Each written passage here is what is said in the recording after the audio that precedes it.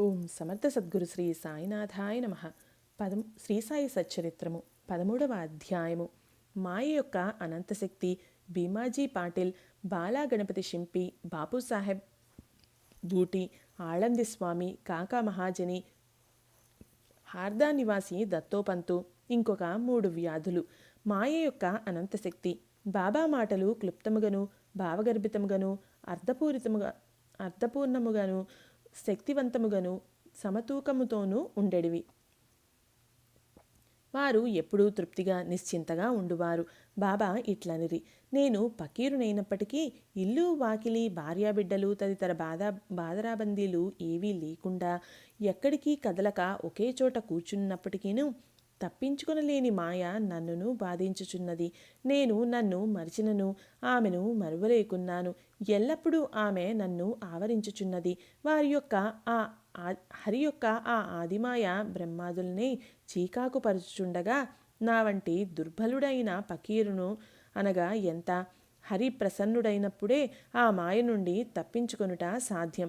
నిరంతర హరిభజనయే దానికి మార్గం. మాయాశక్తిని గూర్చి బాబా ఆ విధముగా పలికెను. మహాభాగవతంలో శ్రీకృష్ణుడు యోగులు తన సజీవ ప్రతిరూపములని ఉద్ధవునకు చెప్పియున్నాడు. తన భక్తుల మేలు కొరకు బాబా ఇంకా ఏమి చెప్పియున్నారో వినుడు. ఎవరు అదృష్టవంతులో, ఎవరి పాపములు క్షీణించినవో వారే నన్ను భజించుటయందు తత్పరులై నన్ను ఎరుగగలరు. ఎల్లప్పుడూ సాయి సాయి అని స్మరించుచుండిన 7 సముద్రములను దాటించదను. ఈ మాటలు విశ్వసింపుము, తప్పక మేలు పొందెదవు. పూజాతంతుతో నాకు పనిలేదు. షోడశోపచారములు గాని అష్టాంగ యోగములు గాని నాకు అవసరం లేదు. భక్తి ఉన్న చోటనే నా నివాసము.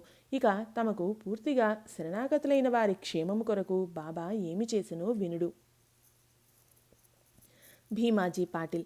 పూనా జిల్లా జున్నరు తాలూకా నారాయణ్గావ్ వాస్తవ్యుడు భీమాజీ పాటిల్ 1909వ సంవత్సరంలో తీవ్రమైన ఊపిరితిత్తుల రుగ్మతకు గురయ్యెను. తుదకు అది క్షయవ్యాధిగా పరిణమించెను.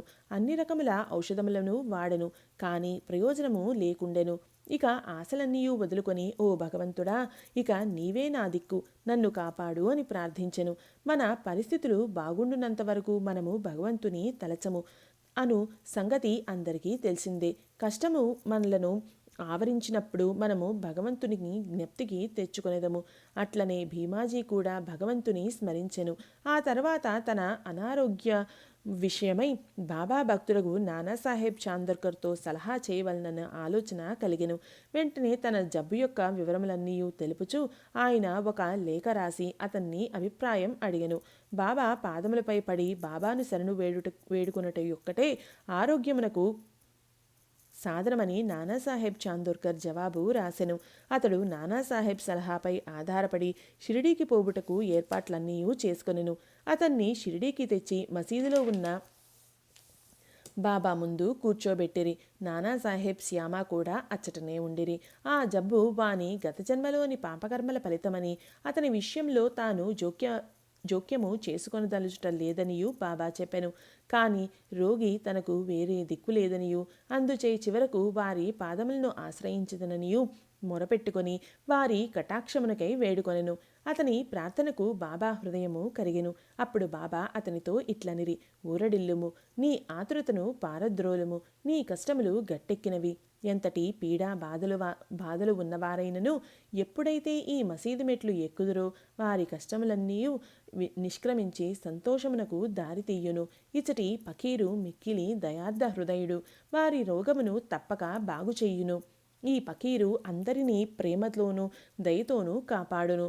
ప్రతి 5 నిమిషములకు రక్తము కక్కుచుండిన ఆ రోగి బాబా సముఖమున ఒక్కసారైనను రక్తము కక్కలేదు. బాబా వానిని దయతో కాపాడేదనని అభయమిచ్చిన వెంటనే రోగము నయమగుట ప్రారంభించెను. వానిని భీమాజీ బాయి ఇంట్లో బస చేయమని బాబా చెప్పెను. భీమాజీ వంటి రోగికి ఆ ఇల్లు అంత సదుపాయమైనది గాని ఆరోగ్యకరమైనది గాని కాదు. కానీ బాబా ఆజ్ఞ జవదాటరానిది. అతడు షిరిడీలో ఉండునప్పుడు బాబా అతనికి 2 స్వప్నానుభవములను ఇచ్చి వాని రోగమును కుదిర్చెను. మొదటి స్వప్నంలో వాడొక పాఠశాల విద్యార్థిగా పద్యములు కంఠోపాఠము చేయకుండుటచే క్లాసు ఉపాధ్యాయుడు దెబ్బలు కొట్టినట్లు కనిపించెను. రెండవ స్వప్నంలో వాని ఛాతిపై పెద్ద బండను వైచి కిందకి మీదకి తోయుటచే మిక్కిలి బాధను అనుభవించెను. స్వప్నములో పడిన ఈ బాధలతో వాని జబ్బు నయమై వాడు ఇంటికి పోయెను. ఆ తరువాత అతడు అప్పుడప్పుడు షిరిడీకి వచ్చుచుండెను. బాబా తనకు చేసిన మేలును జ్ఞప్తియందుంచుకుని బాబా పాదములపై సాష్టాంగ నమస్కారములు చేయుచుండెను. బాబా తన భక్తుల వద్ద నుంచి ఏమియూ కాంక్షించెడివారు కారు. వారికి కావలసింది ఏమనా భక్తులు తాము పొందిన మేలును జ్ఞప్తియందుంచుకుని అచంచలమైన నమ్మకమును భక్తియును కలిగియుండుటయే. మహారాష్ట్ర దేశంలో నెలకొకసారి గాని పక్షమునకొకసారి గాని ఇండ్లలో సత్యనారాయణ వ్రతం చేయుట సాంప్రదాయము. కానీ భీమాజీ పాటిల్ ఆ సత్యనారాయణ వ్రతమునకు మారుగా కొత్తగా సాయి సత్యవ్రతమును తన ఊరు చేరిన వెంటనే ప్రారంభించెను. బాలగణపతి షింపి. బాలగణపతి అనువాడు బాబా భక్తుడు. ఒకసారి అతడు మలేరియా జబ్బుచే మిగుల బాధపడెను.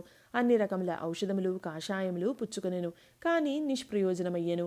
జ్వరము కొంచెమైనను తగ్గలేదు. షిరిడీకి పరిగెత్తెను. బాబా పాదములపై పడెను. బాబా వానికి లక్ష్మీ మందిరం ముందున్న నల్ల కుక్కకు పెరుగన్నం కలిపి పెట్టమని చెప్పెను.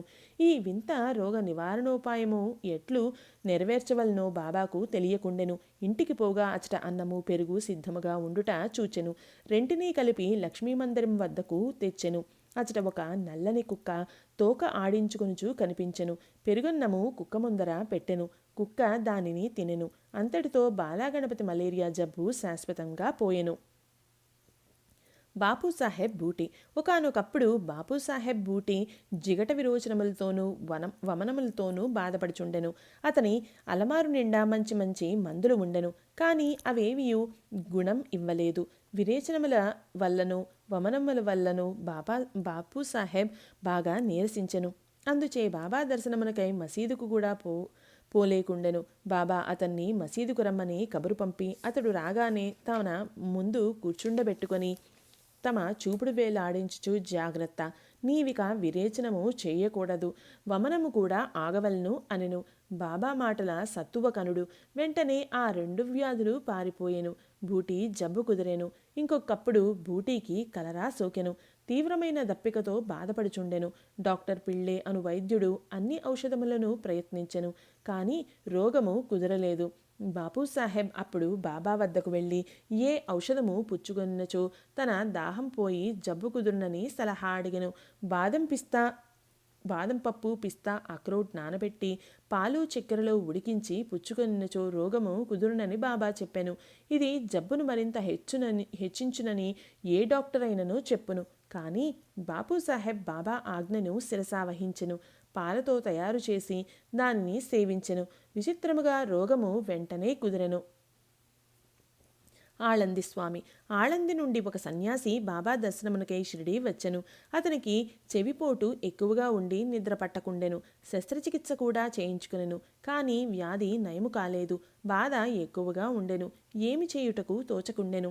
తిరిగి పోవునప్పుడు బాబా దర్శనమునకై వచ్చెను. అతని చెవిపోటు తగ్గుటకు ఏదైనా చేయుమని శ్యామ ఆ సన్యాసి తరపున బాబాను వేడుకొనెను. బాబా అతన్ని ఇట్లు ఆశీర్వదించెను. అల్లా అచ్చా ఖరేగా.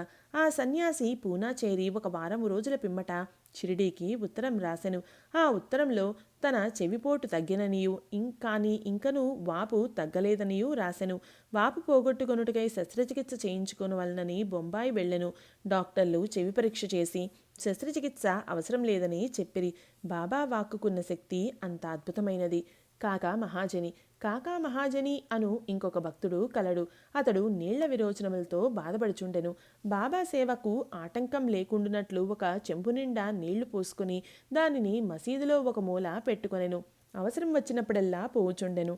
సర్వజ్ఞుడైన బాబాతో ఏమీ చెప్పనక్కరలేదనియూ బాబాయే త్వరలో తనకు స్వస్థత చేకూర్చగలరనియూ కాక నమ్మెను. మసీదు ముందర రాళ్లు తాపన చేయుటకు బాబా సమ్మతించెను. కావున పని ప్రారంభమయ్యెను. వెంటనే బాబా కోపోద్దీపితుడై బిగ్గరగా అరిచెను. అందరూ పరిగెత్తి పారిపోయిరి. కాకా కూడా పరిగిడ మొదలెడెను.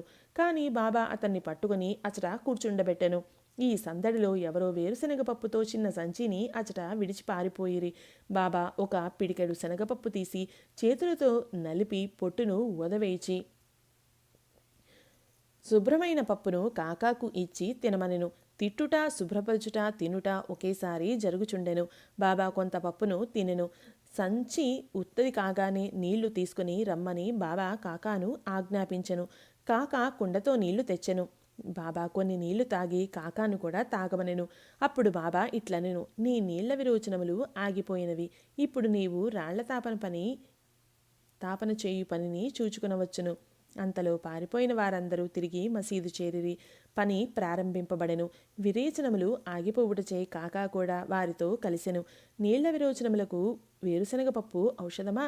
వైద్యశాస్త్ర ప్రకారము వేరుశనగపప్పు విరోచనములను హెచ్చించును కానీ తగ్గించలేదు. ఇందు నిజమైన ఔషధం బాబా యొక్క వాక్కే. హార్దా నివాసి దత్తోపంతు. దత్తోపంతు హార్దా గ్రామ నివాసి. అతడు కడుపు నొప్పితో 16 సంవత్సరములు బాధపడెను. హార్దా నివాసి దత్తోపంతు. దత్తోపంతు హార్దా గ్రామ నివాసి. అతడు కడుపు నొప్పితో 14 సంవత్సరములు బాధపడెను. ఏ ఔషధము వానికి గుణమునివ్వలేదు. అతడు బాబా కీర్తి వినెను. వారు జబ్బులను దృష్టి చేతనే బాగు చేసేదరన్న సంగతి తెలుసుకున్న షిరిడీకి పోయి బాబా పాదములపై పడెను. బాబా అతన్ని దయాదృష్టితో ఆశీర్వదించెను. బాబా అతని తలపై తమ హస్తం నుంచి ఊదీ ప్రసాదం ఇచ్చి ఆశీర్వదించగనే అతనికి గుణమిచ్చెను. ఆ జబ్బు వలన తిరిగి అతడు ఎన్నడూ బాధపడలేదు. ఇంకొక 3 వ్యాధులు. మాధవరావు దేశపాండే మూలవ్యాధిచే బాధపడెను. సోనాముఖి కషాయమును బాబా వానికిచ్చెను. ఇది వానికి గుణమిచ్చెను. 2 సంవత్సరముల పిమ్మట జబ్బు తిరగదోడెను. మాధవరావు ఇదే కషాయము బాబా ఆజ్ఞ లేకుండా పుచ్చుకొనెను. కానీ వ్యాధి అధికమయ్యెను. తిరిగి బాబా ఆశీర్వాదముతో నయమయ్యెను. కాకా మహాజని అన్నగారైన గంగాధర పంతు అని సంవత్సరములు కడుపు నొప్పితో బాధపడెను. బాబా కీర్తి విని షిరిడీకి వచ్చెను. కడుపు నొప్పి బాగు చేయుమని బాబాను వేడెను. బాబా వాని కడుపును తమ హస్తంతో స్పృశించి భగవంతుడే బాగు చేయగలడు అనెను. అప్పటి నుండి అతని కడుపు నొప్పి తగ్గి వ్యాధి పూర్తిగా నయమయ్యెను. ఒకప్పుడు నానాసాహెబ్ చాందోర్కర్ కడుపు నొప్పితో మిగుల బాధపడెను. ఒకనాడు రాత్రింబవళ్ళు ఆ బాధతో సతమతమయ్యెను. డాక్టర్లు మందులు, ఇంజెక్షన్లు ఇచ్చిరి. కానీ అవి ఫలించలేదు. అప్పుడు అతడు బాబా వద్దకు వచ్చెను. బాబా ఆశీర్వదించెను. వెంటనే అతని జబ్బు పూర్తిగా తొలగిపోయెను. ఈ కథలన్నీయు నిరూపించినదేమన, అన్ని వ్యాధులు బాగుగుటకు అసలైన ఔషధం బాబా యొక్క వాక్కు, ఆశీర్వాదములు మాత్రమే కానీ ఔషధములు కాదు. ఇది 13వ అధ్యాయం సంపూర్ణం. సద్గురు శ్రీ సాయినాథార్పణమస్తు. శుభం భవతు.